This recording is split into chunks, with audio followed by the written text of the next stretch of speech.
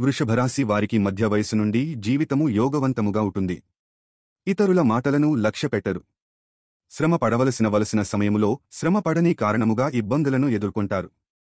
అందరి మాటలను విని తుదకు తాము అనుకున్నదే చేస్తారు. భాగస్వాములు, మిత్రులు ధైర్యవంతులు, ప్రతిభావంతులు ఉండరు. తాత ముత్తాతలు ప్రతిష్ఠ కలవారుగా ఉంటారు. కుటుంబ ప్రతిష్ఠ వీరికి అధికముగా ఉంటుంది. విలునామాలు లాభిస్తాయి.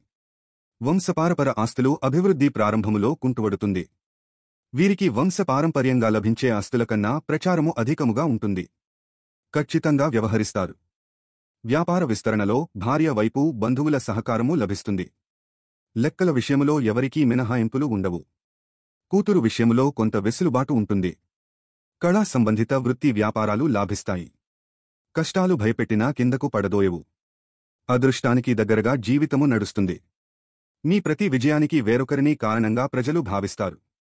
సన్నిహితులు సహితము విమర్శిస్తారు. మంచి సలహాదారులుగా రాణిస్తారు. కొన్ని విషయాలలో వీరి సలహాలను పొందినవారు వీరిని సర్వస్వముగా భావిస్తారు. విలాసవంతమైన జీవితము గడుపుతారు. ప్రారంభ జీవితానికి తరువాత జీవితానికి సంబంధము ఉండదు. వివాహానంతర జీవితము బాగుంటుంది. సహచరులు, బంధువులు వీరిని అదుపులో ఉంచలేరు. ఒక్క జ్యేష్ఠ కుమార్తె విషయములో మాత్రమే మినహాయింపు ఉంటుంది. ఆధ్యాత్మిక విషయాలు, సేవా కార్యక్రమాలు జీవితములో ప్రధాన పాత్ర వహిస్తాయి.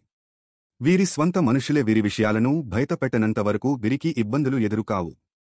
మాట సహాయము చేసి ఇబ్బందులను, విమర్శలను ఎదుర్కొంటారు. వీరికి శని దశ యోగిస్తుంది.